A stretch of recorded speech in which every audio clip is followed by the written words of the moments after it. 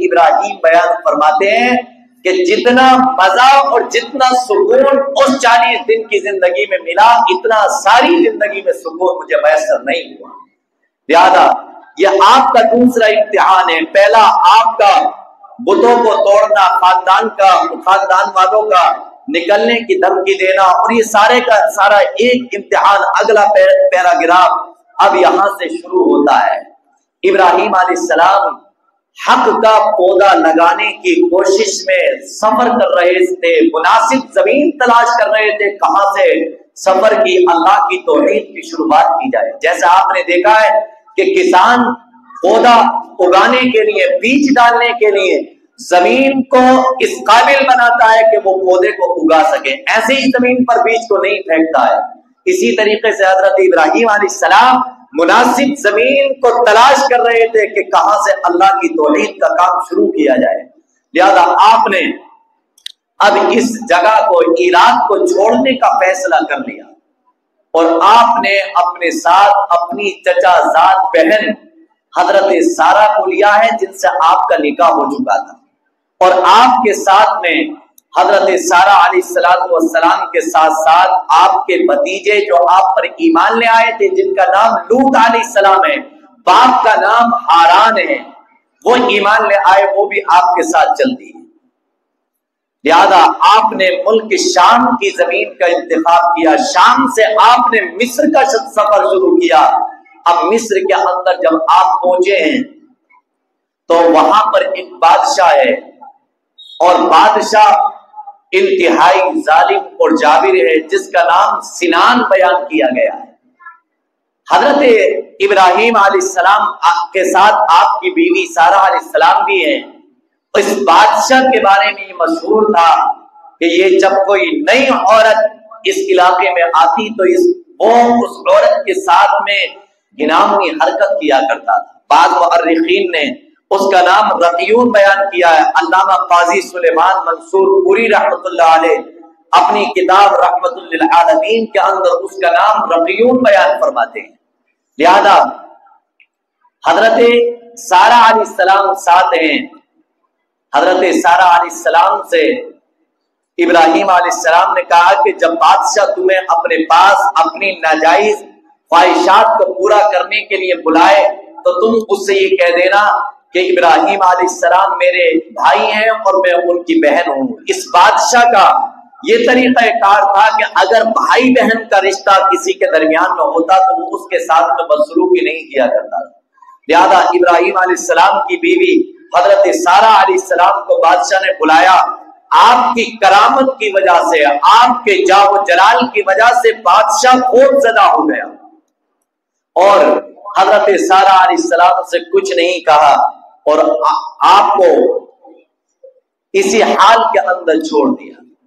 حضرت ابراہیم علیہ السلام کے ساتھ بعد جب آپ کی بیوی حضرت سارہ علیہ السلام آئیں تو ساتھ میں بادشاہ نے اپنی ایک بیٹی کو بھی دے دیا تھا۔ بعض حضرات نے کہا کہ یہ باندھی تھی، لیکن قاضی سلیمان منصور پوری رحمت اللہ علیہ نے رحمت للعالمین کے اندر یہ لکھا ہے کہ یہ بادشاہ سنان کی صاحبزادی ہے، جن کا نام ہاغار تھا۔ یہ سریانی زبان کا لفظ تھا، بعد میں تبدیلی ہوتے ہوتے آپ کا نام آجرہ پڑا، کیونکہ یہ حضرت سارہ علیہ السلام کی جو کرامت تھی اس کے سلے میں آپ کو چھٹکارا پانے کی وجہ سے یہ اجر میں تحفے کے اندر دی گئی تھی۔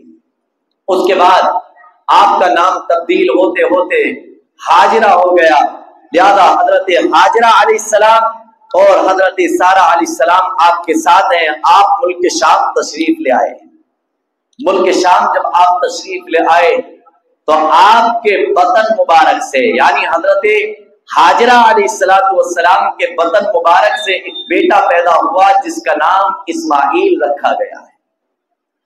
اب جب حضرت ہاجرہ کے بطن سے بیٹا پیدا ہوا اور یہ ابراہیم علیہ السلام کا سب سے پہلا بیٹا ہے، جب آپ کے گھر میں بیٹا پیدا ہوا تو آپ نے دیکھا ہوگا کہ جس گھر کے اندر سوگن موجود ہو وہ دوسری عورت کو برداشت نہیں کرتی۔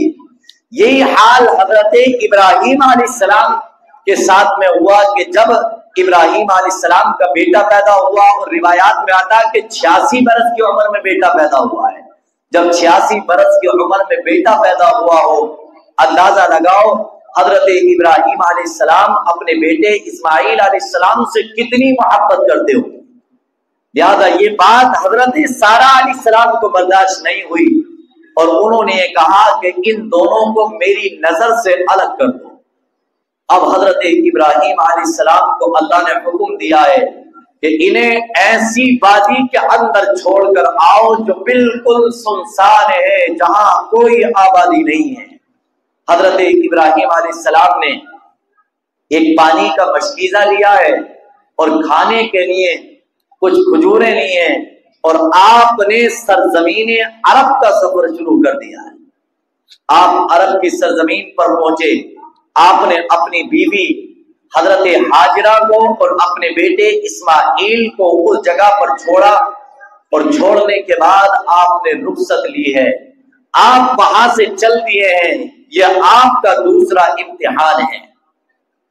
جب آپ بیٹے کو چھوڑ کر چلے تو آپ کی بیوی حضرت ہاجرہ نے کہا کہ ہمیں اس سنسان جگہ میں کیوں چھوڑ کر جا رہے ہو، اور منت سماجت کر رہی ہیں۔ پھر آخر میں کہا کیا اللہ کا حکم یہی ہے؟ ابراہیم علیہ السلام نے کہا ہاں اللہ کا یہی حکم ہے، اور آپ چھوڑ کر چل دیے ہیں، اور آپ مکی کی اس پہاڑی سے الگ آ گئے ہیں۔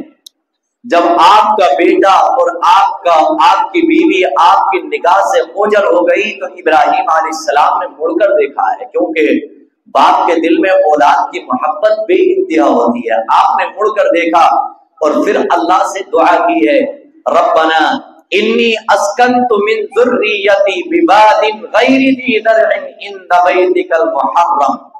اللہ تبارک و تعالی سے کہا کہ اللہ تبارک و تعالی میں نے اپنی اولاد کو ایسی جگہ پر آباد کیا ہے کہ جو زراعت کے قابل نہیں ہے، جو کھیتی کے قابل نہیں ہے۔ فَجْعَلْ أَفْئِدَةً مِّنَ النَّاسِ، اے اللہ کچھ لوگوں کے دل ان کی طرف متوجہ کر دینا، اور انہیں اپنی جانب سے پھلوں کی روزی دینا تاکہ تیرے شکر گزار بن جائیں۔ لہذا جو روزی حضرت ابراہیم علیہ السلام کھانا دے کر آئے ہیں کھجور کی شکل میں، وہ کھانا ختم ہو گیا، پانی ختم ہو گیا۔ اب اسماعیل علیہ السلام نے پیاس کی شدت سے بلبلانا شروع کیا، پھر پیاس برداشت نہیں ہو رہی۔ اب حضرت ہاجرہ علیہ السلام پانی کی تلاش میں کبھی صفا پر جاتی ہیں، کبھی مروہ پہاڑی پر جاتی ہیں، اور اسی حال کے اندر آپ نے 7 چکر لگائے۔ جب آپ نے 7 چکر لگائے تو اسی 7ویں چکر پہ آپ کو ایک آواز محسوس ہوئی ہے۔ آپ نے کہا کہ جو بھی ہے اگر وہ ہماری مدد کرنے کے قابل ہے تو ہماری مدد کرے۔ حضرت جبرائیل علیہ السلام نمودار ہوئے، اور آپ نے زمین پر جہاں حضرت اسماعیل علیہ السلام ایڑی رگڑ رہے ہیں وہیں پر آپ نے اپنا ایک پر مارا ہے، جس سے پانی کا چشمہ پھوٹ پڑا ہے۔ جب پانی کا چشمہ نکلا ہے، حضرت ہاجرہ علیہ السلام نے دیکھا کہ پانی ابل رہا ہے، کہیں ایسا نہ ہو کہ یہ پانی بہ جائے اور میں اپنے بیٹے کے پانی کے لیے پھر پریشان ہوں۔ آپ نے مین باندھنا شروع کی ہے، حد بندی کرنا شروع کی ہے۔ جب پانی اس حال میں نہیں رکا تو کان میں آواز آئی، اور آپ نے اپنی زبان سے الفاظ ادا کیے، زم زم ٹھہر جا۔ اسی حال کے اندر پانی ٹھہر گیا، اور آج تک اسی حال کے اندر پانی زمزم کا ٹھہرا ہوا ہے۔ لہذا اس کے بعد